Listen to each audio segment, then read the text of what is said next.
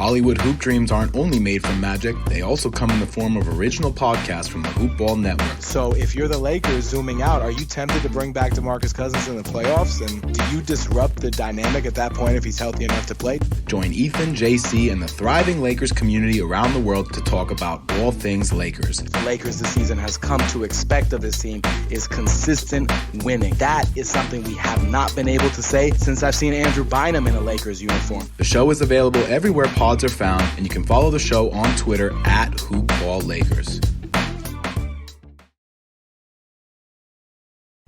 The following is a Hoop Ball presentation.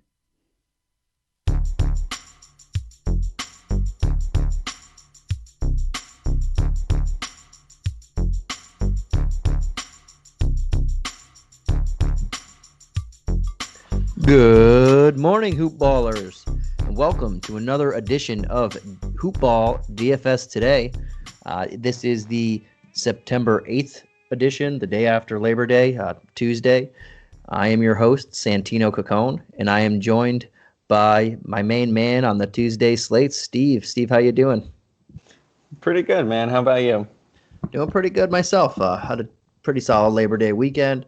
Nothing too crazy, but just saw some family and a couple of friends, and it was a good one. You do anything special over the weekend? Nothing. I stayed at home the whole time, but I'm here in LA, and we were in hundreds all weekend. So I would stay home as well. I don't know if I want to venture out in the hundreds. After about 5 minutes, you're like, where's the AC at? Oh man, it's brutal. I can only imagine. We're starting to get a little rain and slightly colder weather, but the last week and a half I didn't have any AC on, and then the last couple days it's getting in the Northeast. I remember you're from here. Just changes. The weather changes very randomly. Every couple days it could be snowstorm one day and then 85 the next. But I like it. You know what though? I kind of miss it. I miss the hoodie weather, which is what's coming up. Which is coming right now. October, late September. Oh, it's the best. Yeah, that's the best. The fall in the Northeast is my favorite season. Just like you said, you can wear shorts and a hoodie. It's hard to explain unless you're here. But I've been multiple other places around the country and world, and there's just nothing like the fall of the Northeast. And you're right. Yeah, man, it's one of my tops as well. Awesome. So again, on the slate today, we have another two teams. Before I get into that, if you're a betting man, which I'm assuming, or woman, or anything, if you're a bettor, I'm assuming you're a bettor if you're listening to DFS podcasts. But make sure, if you haven't done it already, check out MyBookie, guys, and use the promo code HoopBall, and you get a 100% match of your first deposit, and you're going to get a little future action too. And as we are 2 days away from the NFL season kicking off, we're deep in the heart of the NBA playoffs, the NHL playoffs, the MLB playoffs are right 2 weeks from, or 20 days from now is the last day of the season. So and there's no better time to do it now. And we all know NFL is the highest betting game in the world, or not the world. Maybe that's soccer or football, as they call it everywhere else. But it's a huge one, and especially the United States. So get in your MyBookie action now and go check out our betting podcast, because our guys are doing a great job there. And then use the promo code and win some cash.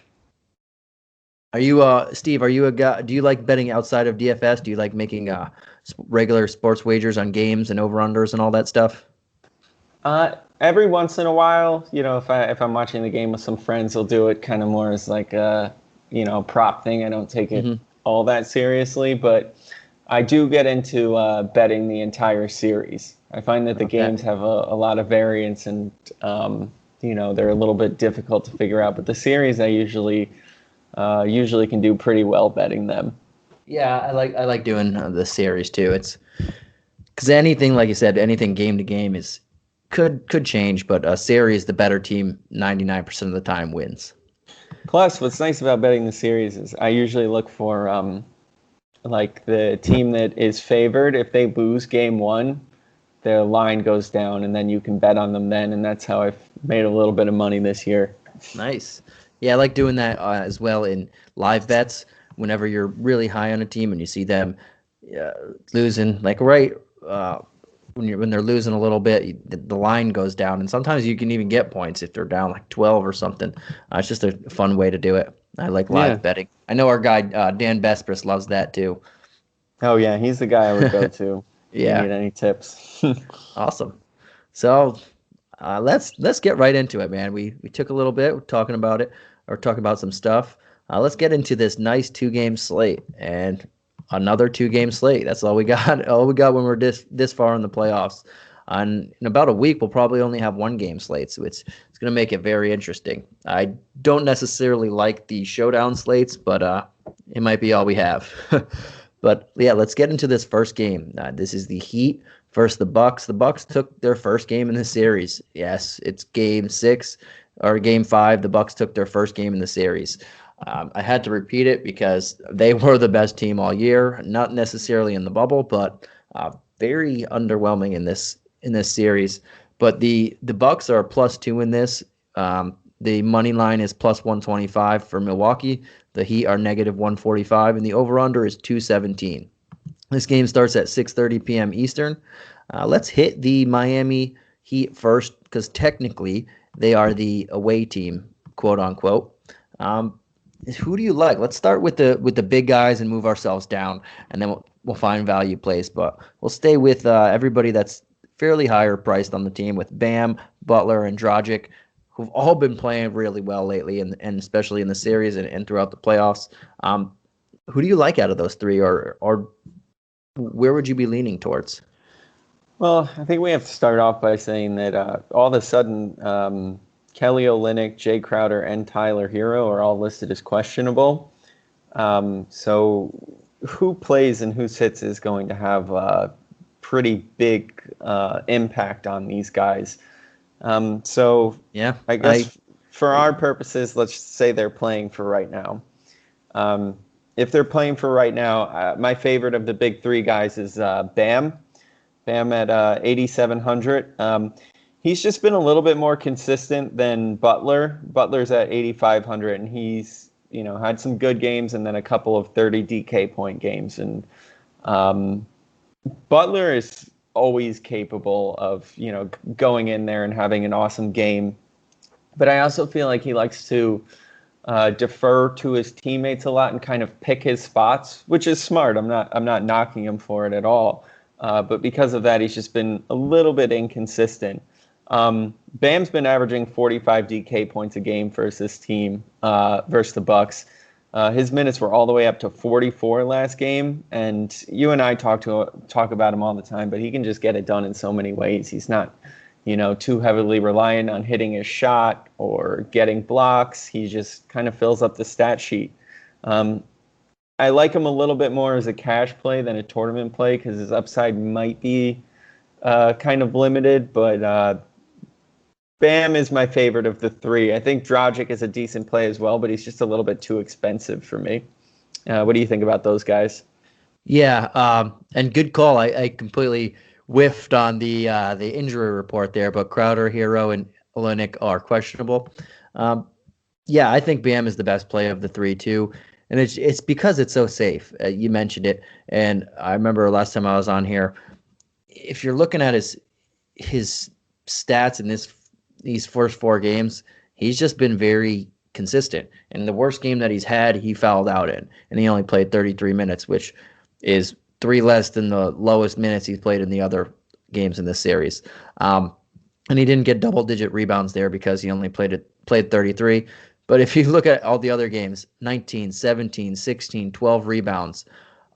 When you're going against Brook Lopez, and that's the biggest guy on the other team, and Giannis might not play as well, we'll get to that soon. This guy's floor is just so much safer than Butler's, because he can crash the glass, and there's really not much competition out on the other team for people crashing the glass like that. So I love him here. 8,700 is a very good price for him, but Butler as well. He's obviously not a bad play. But I like that safer floor that I get with Adebayo as well. And I think I can find more shooting guards or small forwards as well on the slate. So I'm with you on there, going Bam with the safeness.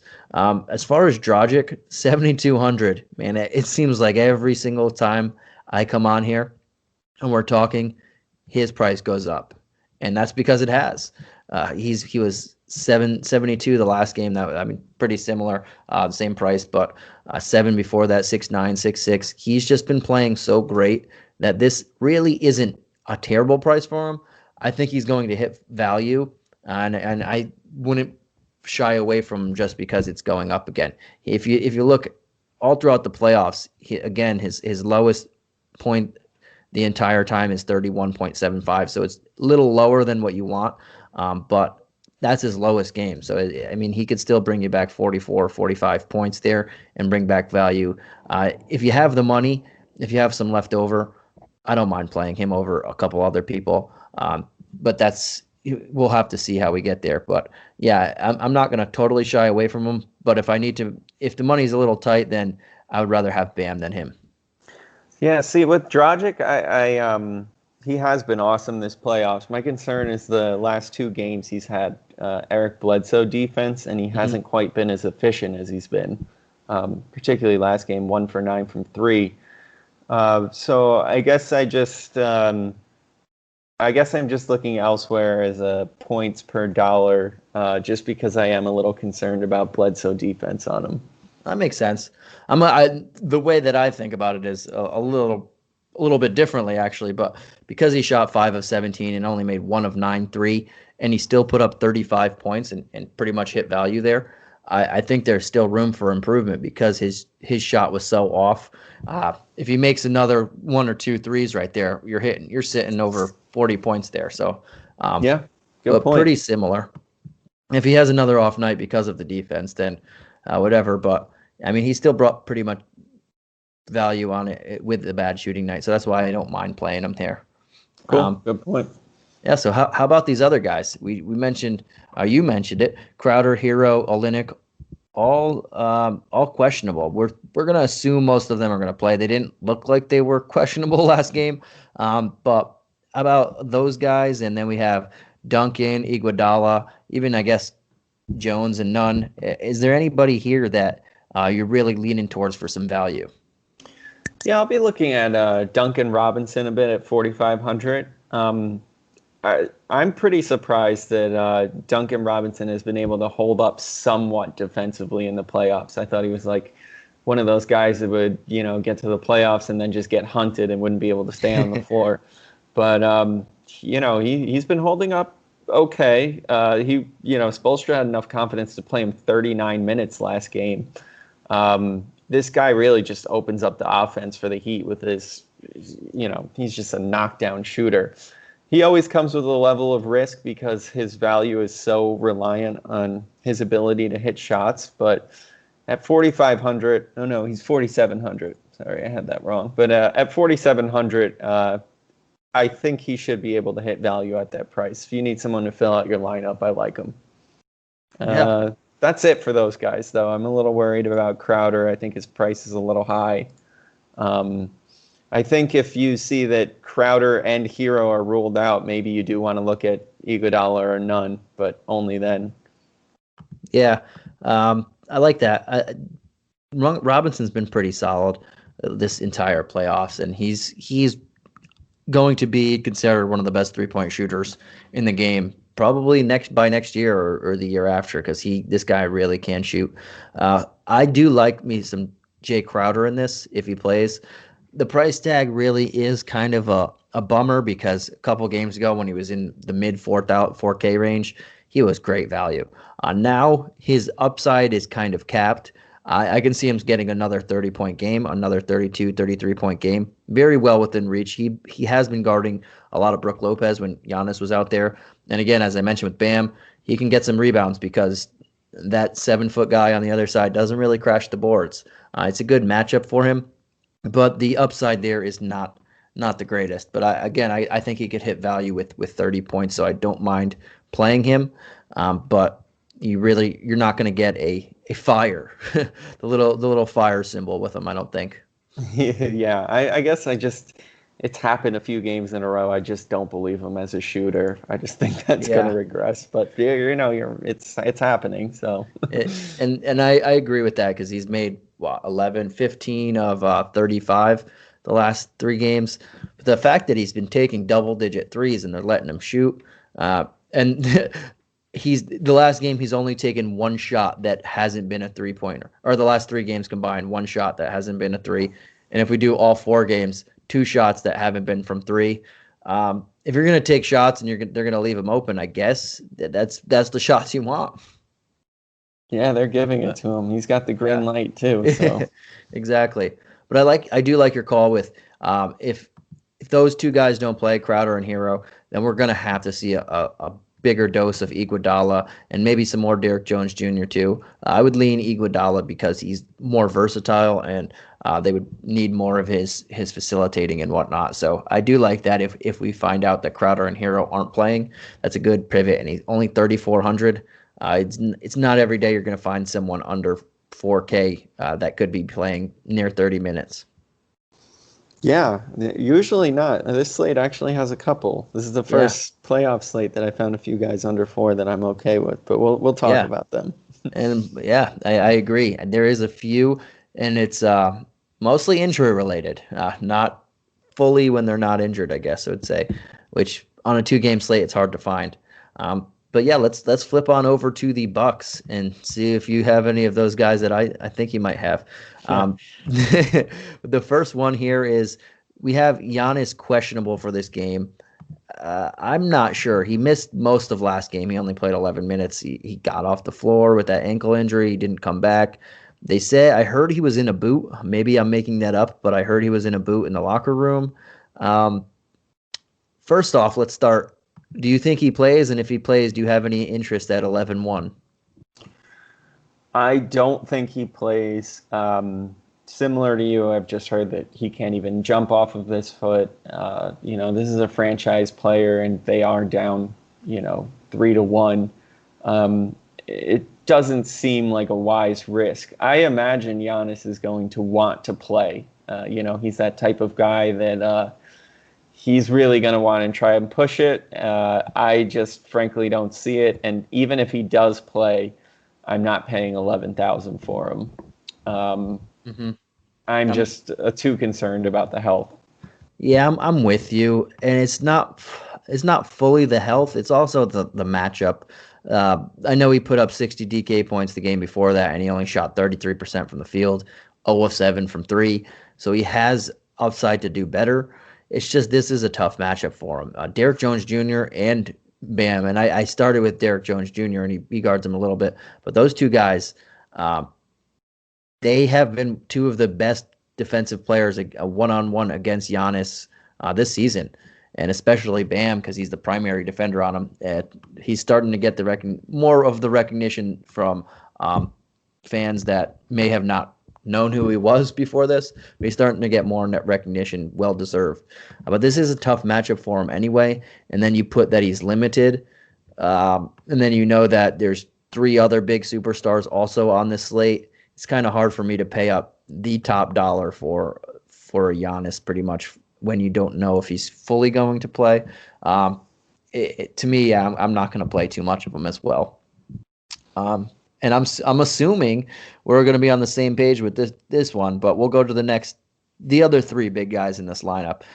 If Giannis plays or doesn't play, how do you feel about Middleton, Bledsoe, and Brook? So my favorite of the 3 is Middleton. Middleton was awesome in Game 4. I just liked. I kind of liked the way the Bucks were running some offense through him. I'm very surprised to see that his price has only increased by $500. So with or without Giannis, I could see Middleton getting a little bit more featured in the offense. Bud finally broke and played these guys. He played Middleton 48 minutes last game, which is something I know they were receiving a lot of criticism about, and rightfully so. We gotta. Yeah, it's the they're losing playoffs. this series. Get these guys in there. But Middleton should be funneled minutes and usage. I really like him at 8,600. Yeah, He's definitely my favorite by far of the 3. What about you? Yeah, I'm all over Middleton. Whether Giannis plays or doesn't play, I think it's for 100 extra than Jimmy Butler. I think it's just a lot better of an option. I mean, if I kind of want Giannis to play, so less people play Middleton. If Giannis doesn't play, Middleton's owner usage or ownership is going to be through the roof, I would imagine.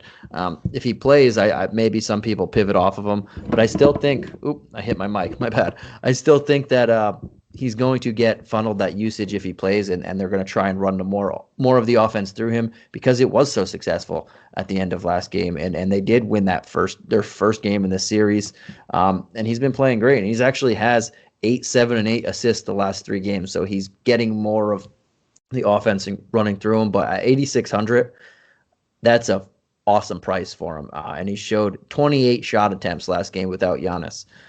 If they're going to give him actual minutes in a playoff game, in a winner go home game, it's hard to pass that up.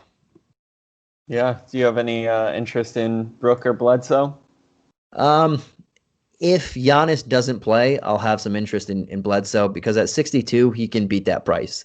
If Giannis doesn't play, I might be pivoting off of, I said I like Dragic, who I think has a safer floor, but if Giannis doesn't play, Bledsoe is going to get extra usage in there. He's going to see 40 minutes again, I would assume.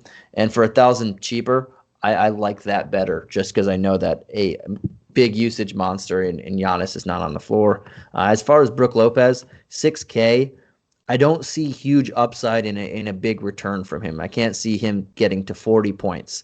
But if he's going to play 40 minutes as well, he can easily bring back 5x, maybe 6x value. I just don't see a big boom, but I do see consistent value with him. So it's not a bad play there for me. Yeah, I agree with you. I like Bledsoe a little bit more, but I think I will be looking elsewhere. Yeah. We were talking about some of these cheaper guys on this slate before. I do like Dante DiVincenzo at 3,500. Mm-hmm. His minutes have been creeping up over the past 2 games. He played 27 minutes last game, so if Giannis is out, I imagine he'll see a few more minutes. This is a guy that averaged roughly a fantasy point per minute during the regular season. If you tell me that he's going to get 25 to 30 minutes, I'm all in on him at 3,500. Yeah, I'm with you, and I like Devo. It was weird because they were playing the best basketball of any team this season, and that's coming from a Laker fan. And this Bucks team was just awesome, and DiVincenzo was a prime role player on this team. He had a big rotation spot, and then all of a sudden in the bubble they just didn't play him over 20 minutes. Bud just was not playing this guy. He kind of dwindled from the rotation before in the seeding games, and then in the playoffs he hasn't really played. Last 2 games he's seen minutes again, and then they won last game and he played 27 minutes. So I'd imagine he played himself back into this rotation, and if he has done that and he's going to see 25 to 30 plus minutes, especially if Giannis doesn't play, at 3,500. We just mentioned Iguodala. If those 2 guys don't play, you're not going to find people to play that many minutes at this cheap of a price. Same thing goes for Devo, and if Giannis doesn't play, I have to be on him at that price. Yeah, I agree. Even if he plays, it might not even be a bad one if he needs someone cheap. Yeah, and if Giannis plays and he doesn't look comfortable, that means more for Devo, or maybe he just supplanted Pat Connaughton, who kind of stole his minutes and role there. But for 3,500, if he gets 15 to 20 points, that means you get to pay up elsewhere, and he has upside to get 25 to 30. So I do really like Devo in this one. Cool. That's all I really have on this Bucks team. Is there anyone else you're looking at? Yeah, maybe if Giannis doesn't play, I'll give George Hill a glance. But I'm not too huge on everybody else. Or maybe if Giannis doesn't play, I might give Marvin Williams a glance. But I do like Devo for 100 less. If I'm stuck with I need a power forward spot or a forward instead of a guard for that cheap, maybe I'll lean Marvin Williams. But dollar for dollar, I like Devo better. And I'm kind of with you. For a team, they're just very top heavy, this team. Yeah, if we see like Marvin Williams is starting, I think I would look at him. In place for Giannis, but only then, I think. Yeah, I mean, I'm not too excited about him, but he would get more minutes and usage if in the right scenario. Yeah. All right. Cool. Awesome. So with that, let's go to this second game. This series is tied 1-1. Started a little later because the Rockets went into an awesome Game 7. But the Lakers are favorited by 5 points. The Rockets are getting +5. The Rockets are +175 on the money line. The Lakers are -215. And the over-under is 225. So if you're reading at home, the over-under in this game is projected 8 points higher. The injury report, I missed the last one, so I'll get this one out. The Lakers have Davis and LeBron as probable, McGee as questionable, Dion Waiters as doubtful, and the Rockets don't have anything submitted. I don't know if they have any injuries per se. To me, LeBron and AD are definitely playing. JaVale McGee is truly questionable, and Dion Waiters' injury looked pretty bad when it happened, so I would assume he's closer to doubtful than questionable as well. But let's get into this first game or first team. Let's go to that is the Lakers because they're technically the quote unquote away team. How do you feel about that injury report? Do you think a McGee or Dion Waiters would be playing? I totally agree with your breakdown. There's no way LeBron and Davis aren't playing. McGee, I think, is legitimately questionable. We'll have to watch that news because that actually will have some fantasy implications. Waiters playing or not, I don't think it's going to really move the needle on any of my decisions. But let's let you start because you're the Laker fan. Who do you like on the Lakers? Who are your top of the top guys? Yeah. Before I go, I wish Waiters was playing because this is a matchup that does suit him if he was healthy enough. Unfortunately, I don't think it is. As far as the big guys, I don't mind paying for either of them. I think these two are in prime spots. LeBron James looked excellent last game. Just he was making highlight after highlight. Oh my gosh, that one block he had on, was it Westbrook? Yeah, towards in the second half, I believe, towards the end. Yeah, he came out of the backside and from behind and then just swatted it out. Oof! And then he ran. This guy, it's his 17th year in the league. That's you can't say enough about. It's really hard to see a guy this athletic at his age still. He's probably in the top 5 athletes still today, and he has 17 years of mileage on him, which is absolutely incredible. But for both of these guys, I think they're both in play for me. I probably would lean LeBron, but I'm glad that Davis said he was ready and willing to play center in this matchup, and Frank Vogel let him play center for the majority of this game. And then when McGee got hurt, pretty much just funneled center minutes to Davis because they didn't play Dwight Howard at all. And this is a matchup that he needed to play a little bit more, mostly more center. He's not really playing a true center ever. He's never going to see a true center in this matchup, so it's not really like he's banging bodies with a 245-pound guy. He's banging bodies with P.J. Tucker and Robert Covington. But this matchup again suits him. He went 15 of 24 from the field last game. Glad to see him taking 2/3 more or an extra third of shots. He only took 1 3, and that just shows you that he knows he has the big mismatch and the advantage down low. So I like that for him. And then if you add a couple stocks in his line, he's going to hit. He only had 1 block last game. No steals, 1 block. That's not typical for the AD. He's closer to 2 and 2. So if you throw an extra block and an extra steal in there, he's hitting 60 points, and that's over 5x value for you. So I like both of these guys. Depending on how you want to play the matchups, if you don't really like the other centers on the line or don't really like power forward, because power forward is kind of tough in this one, or vice versa, if you like point guards or small forwards, I think both LeBron and AD are going to get nearly 60-plus points in this one at the minimum. Yeah, would you play both of them in the same lineup? Yeah, and that's also something that I wouldn't mind doing. Probably not. If I'm only doing one lineup, I'd probably pick and choose one of them. But in multiple lineups, even if I did 4 or 5 lineups, I'll have at least one lineup that I have both of them because this is a very good matchup for the both of them. And it's going to be a high-scoring, back and forth, run up and down the court game. Unlike the first game, which I don't think is a little slower of a pace, this is the game that I would target. And both these guys, great matchups. Yeah, I agree. I think with them, it's I like LeBron a little bit more. I just think he has a little bit more upside, just simply because he has the ball in his hands so much. But I think that with them, it will just kind of be what can I afford in my lineup and what position do I need. Yeah, they're both good plays. And even a healthy Giannis, if Giannis plays, I still lean LeBron over him for 100 extra. And I like Davis. I like them a little more than Harden too. I just think their matchup is better. And when you look at it, most teams have, well, not all these guys, the teams that were here, but there's always like a 1-2 and a third guy. The Lakers are really 1-2, space, and then a third guy. Even like an Eric Gordon's a lot better than Kyle Kuzma. Oh yeah, that's true. They are very top heavy. What about these cheaper guys on the Lakers? I've got a couple in mind that I like. Yeah, so I just talked crap about Kyle Kuzma, but I don't mind playing him at 4,800. He's going to be playing power forward, which he's more comfortable with. I know he only played 21 minutes last game. I think he would see a little bit more minutes in this one if he's feeling it. But he did pretty well last game. He shot 6 of 7 from the field.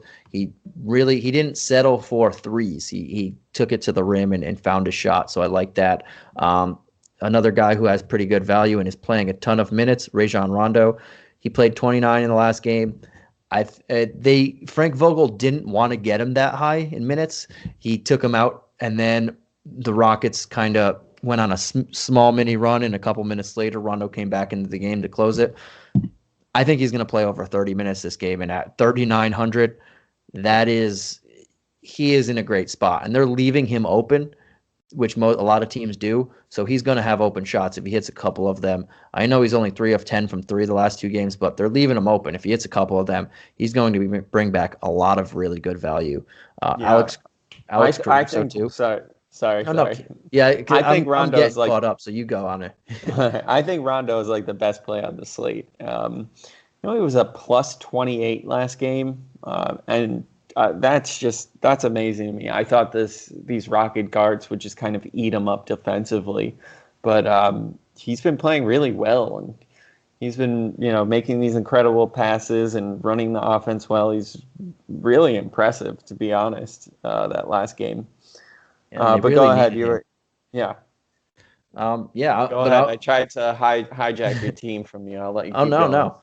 No, well, I like passing it back and forth. I was getting kind of caught up there, so I'm glad you stopped me. I was going excited. On too much, a little excited there, and I couldn't help myself. But yeah, I love Rondo at that price. Maybe not best, but I guess for the discount that you're getting on him at 39, I would call him one of the better plays. And I guess, if you're looking, you can still look at Caruso. He should be played 25, 30 minutes, but much rather have Rondo for an extra 100. It's just he's going to get the minutes. They need someone to. He's primarily guarding James Harden. He's one of the people that are guarding him a lot, so they need him to play, especially without Bradley there. So I do like Rondo. And another guy, I guess, if we're throwing in there, Marcus. I almost said Marcus. I almost said the brother, Chief Keef Markieff Morris. He had his big breakout game in the playoffs, and he played 23 minutes, shot 6 of 8 from the field. I don't see another 4 of 5 from 3 performance, but they're going to need a guy like this, especially if Jamal McGee doesn't play. And they didn't play Dwight Howard. I think Dwight Howard might get 10 minutes or so next game, but they're going to need Markieff Morris to play. Anthony Davis is going to get shifted to center. Kyle Kuzma is going to play both forward spots, but they need someone else that can play backup center and not be so slow against this small ball team. And they need someone else to play next to AD. So Markieff is going to get minutes here, and at 3,500, that's also not a bad price. But I would lean DiVincenzo if I had to pick between the two. Yeah, good call. I have Markieff here as well. Just like you, I had verbatim in my notes. I don't think he's going to shoot 4 for 5 from 3 again. But what is encouraging is the minutes and the matchup. He kind of makes sense in this matchup. And Maybe if the Rockets aren't going to guard him from three, he can hit a few threes again. So I agree with you on Morris, but he is one of those, high variance players. So exactly. Don't put him in too many lineups. Yeah. And I won't play him. This is just me hoping that he has a good game. J.R. Smith, I hope he sees some minutes in this one. Again, I'm not going to play him, but this is a matchup with, especially if Dion Waiters is not playing, who they were trying to get more involved in this because that's also it suits him. But J.R. Smith could find himself if the team is struggling to get inserted and try and hit some shots that only a guy like J.R. Smith would take and make. Yeah, he can always get hot too. You never know. Yeah. All right, man. So it looks like we both like Rondo at that steal of a price right now in this matchup. A little bit of Keefe and those two big guys. I didn't hear you. Did you like any Kyle Kuzma on this one? I think Kuzma is got a really nice price tag. I'm very concerned about the 21 minutes last game. You're the Laker guy. Do you see any particular reason for that? He was shooting well and still only played 21 minutes. Yeah. I guess I just have a level of concern with that. Yeah, I don't know. I'm not too concerned with that. I think he's going to creep closer to 30, probably over it. I just think they were playing very well yesterday. They took a big lead. I know they lost it, but they were playing really well, and they just let it ride. And Markieff Morris was also on fire and was playing tough defense and whatnot. So they just let it ride. I don't see him playing another 21. But if they're winning again and he's on the bench and it's happening, I could see them to just keep rolling with what works. But I see him creeping up again. Yeah. All right. We'll see. Yeah, we'll see. I like that. But let's go on to the Rockets. They don't have anybody on the injury report. I don't know if that's going to change closer to game time, but it looks like everybody is healthy. Let's start with the two big guys in Hardin and Westbrook. Any interest in either? Yeah, I have some interest in Hardin at 11,000.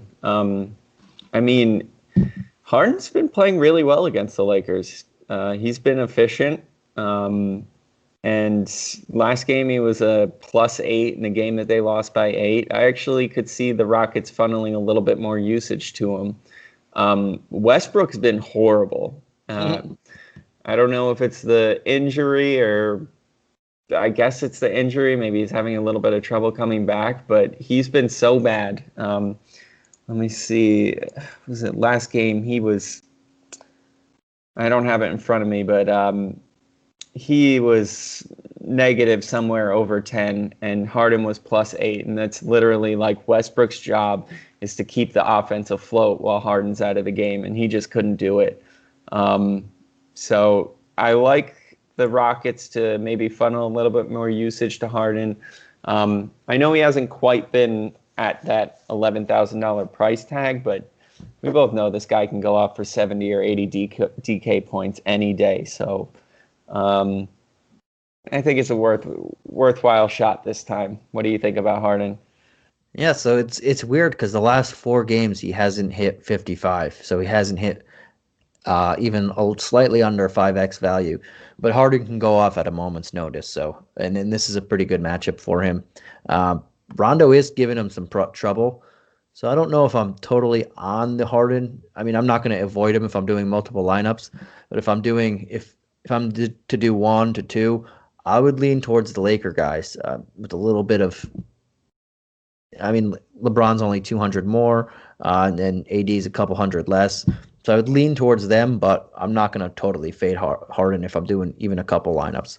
As far as Westbrook, 8,400, it just screams play me, play me, play me. I know he's been playing terrible, and I shouldn't have any interest in him, but at 8,400, he's bound to hit some shots. He was only 1 of 7 from 3 last game, 1 of 5 in the first game. So he's 2 of 12 in this series from 3. He hasn't just hit many threes. They're letting him shoot, just like I said, Rondo. They're letting Westbrook shoot. He was wide open. Like it was almost as if he was the only one on the court for a few shots, and he was missing them. He still, for some reason, and I never understood this when he does this, but for some reason, even when he's wide open, he shoots it. He does like a real quick catch and shoot.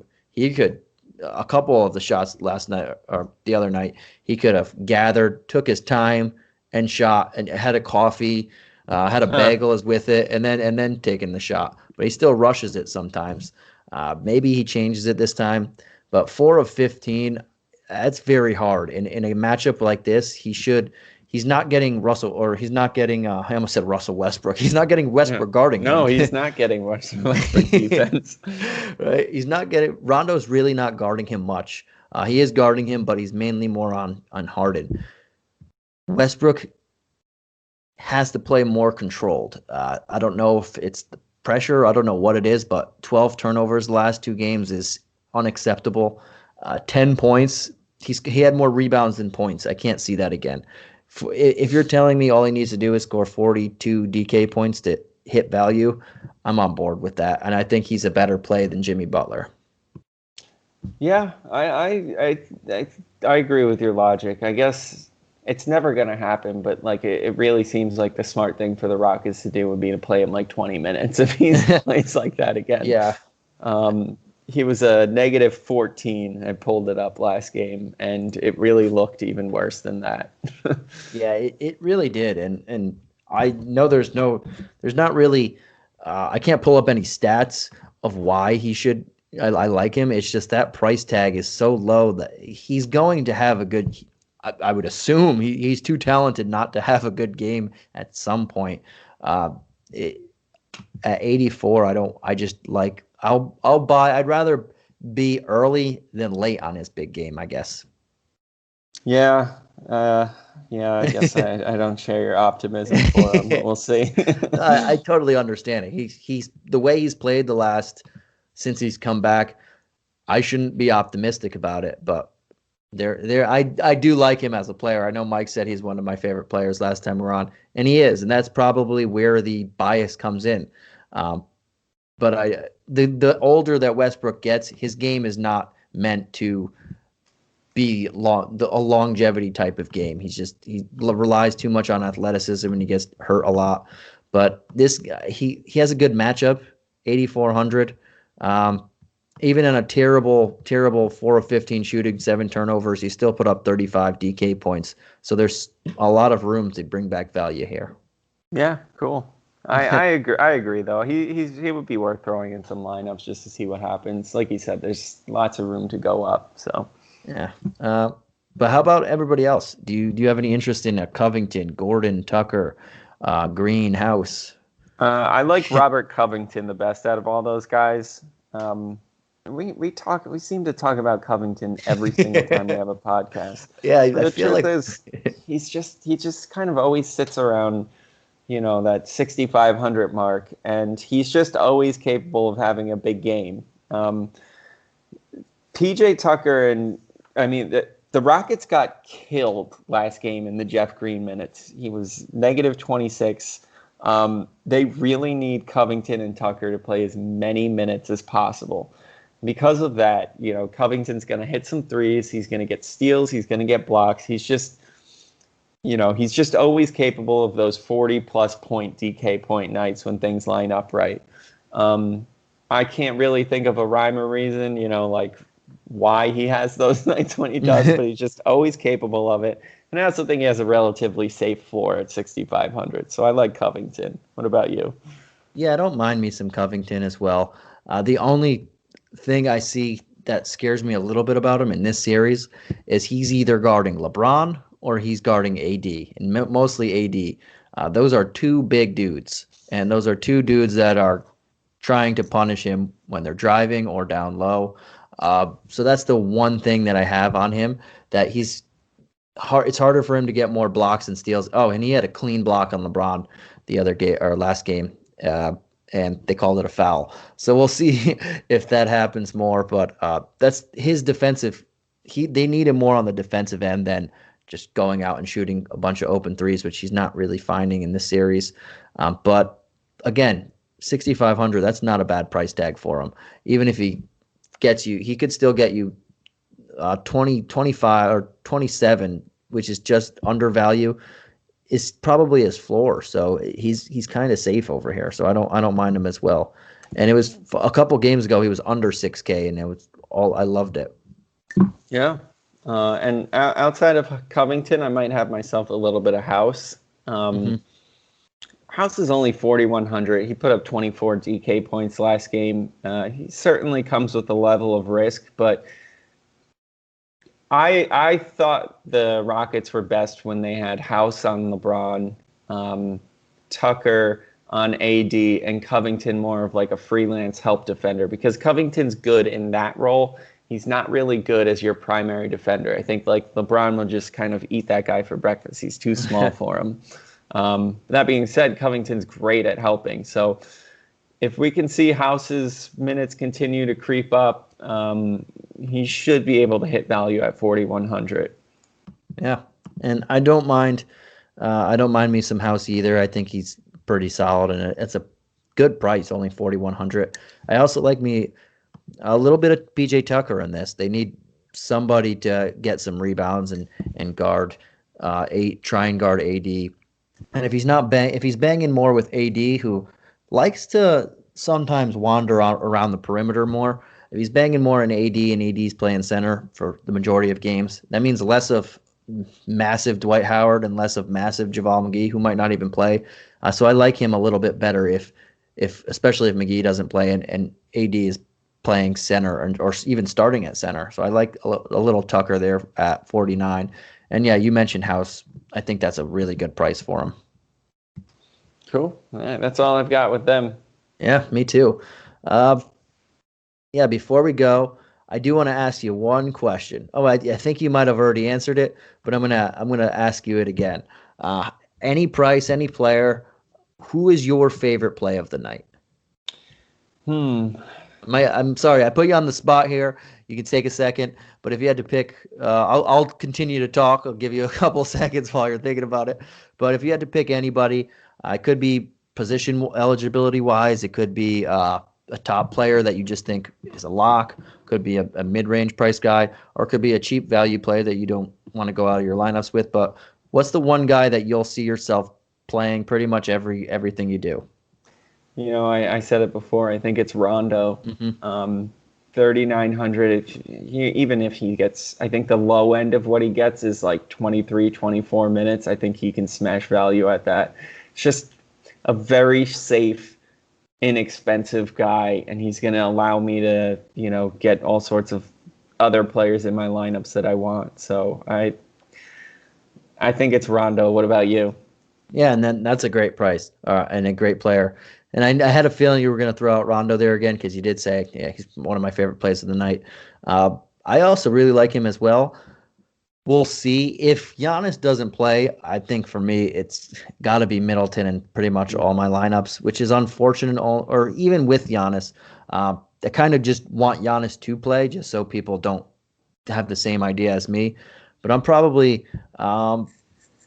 I do like me some Middleton in this. I think he's going to get funneled a lot of usage. I know the price tag's a little different there, and I'm probably going to have a lot of shares of Westbrook, just to hope that this is his game. I wouldn't call him my favorite play of the night, but I'll have me some decent shares there. Cool. Yeah, I totally agree with you on Middleton. When I was taking a second, those were the two guys I was picking between. So yeah, well, Rondo is only 39, so even if he gets you 22 points, it's still really solid value, and then you have the money to pay up for other people. So that's a really good one there. All right, man. So we hit it. We did the 2 games. Before we go, everybody, make sure to check on our one of our partnering sponsors, manscaped.com. Go to manscaped.com, enter the promo code hoopball20. You get 20% off. You get free shipping and everything. They also have a sale going on now, so you're going to get a pretty big discount if you use that. And if you heard me before mention it, the Lawnmower 3.0, I saw the commercials on it the other day while I was watching the game. It's fantastic. I can't stress it enough. That thing is magic. But yeah, and also if you guys have time, if you want, anytime you're on iTunes, Spotify, whatever it is, wherever you listen to podcasts, give us a rate review. And tell us what you like, what you don't like, and we'll be sure to listen and try and change anything. If you want us to change some stuff, if you have any ideas, just pop it in there. And be sure to keep checking out all the stuff we got going at Hoop Ball. We've been changing our website. We have a Facebook now, and Instagram, all of our Twitter accounts, a bunch of different podcasts. We got everything going on there. But yeah, Steve, before we head on out, is there any last thing that you want to tell all of our viewers out there? Yeah, I guess just a big thing tomorrow is keep an eye on the news for the first game. The Giannis news is going to impact the Bucks team a lot. We might want to look at Marvin Williams if he does end up in the starting lineup. And the Heat, we have a lot of guys questionable, so we're going to want to keep our eye on that as well. Yeah, and the news is always the biggest thing. We can only tell you, and then something could happen by the time game time starts and change all of our ideas. But yeah, that's awesome. All right, buddy. I will catch you again.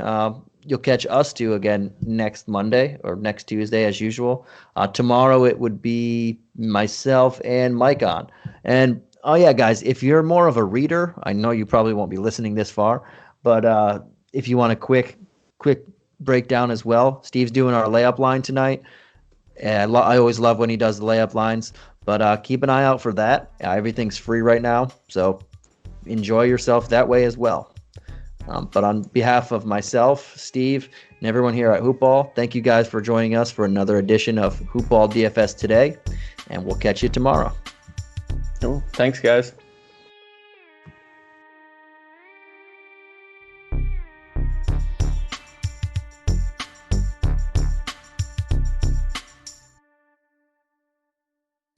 This has been a Hoop Ball presentation.